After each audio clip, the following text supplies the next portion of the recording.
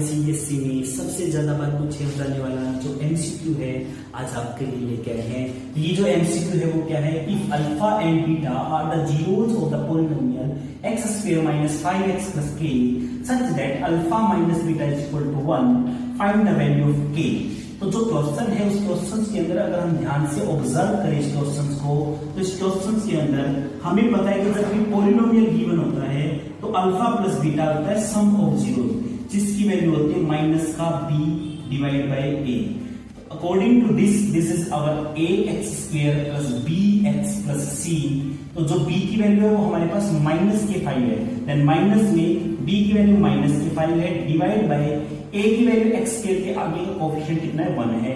तो यहां से मुझे अल्फा प्लस बीटा की वैल्यू मिलेगी 5। एज वी नो कि अल्फा प्लस बीटा की अगर वैल्यू 5 है और अल्फा माइनस बीटा की वैल्यू अगर हमारे पास 1 है, तो यहां से इन दोनों को एडिशन करने पर अल्फा और अल्फा की एडिशन 2 अल्फा, बीटा और माइनस बीटा की एडिशन 0 एंड 5 और 1 की एडिशन आ गई 6। यहां से मुझे अल्फा की वैल्यू मिलेगी 6 डिवाइड बाई 2 यानी कि 3। अल्फा मेरे पास 3 आ चुका है। अगर मैं अल्फा की वैल्यू 3 यहां पे पुट कर दूं तो 3 plus beta is equal to 5 आएगा और बीटा की वैल्यू आ जाएगी 5 माइनस में 3 जो आ जाएगी 2। तो अल्फा की वैल्यू 3 है, बीटा की वैल्यू हमारे पास 3 आ गई। एक और रिलेशनशिप होती है जीरोस के बीच में जो होती है अल्फा बीटा। तो अल्फा बीटा रिलेशनशिप होती है c बाय a।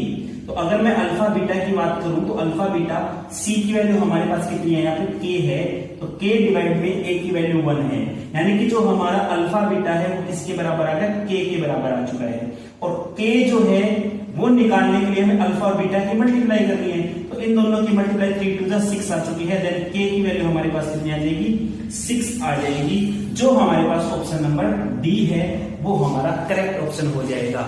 इसी तरह के सीबीएसई क्वेश्चन जानने के लिए हमारे चैनल को फॉलो कर लें। Thank you, Radhe Radhe.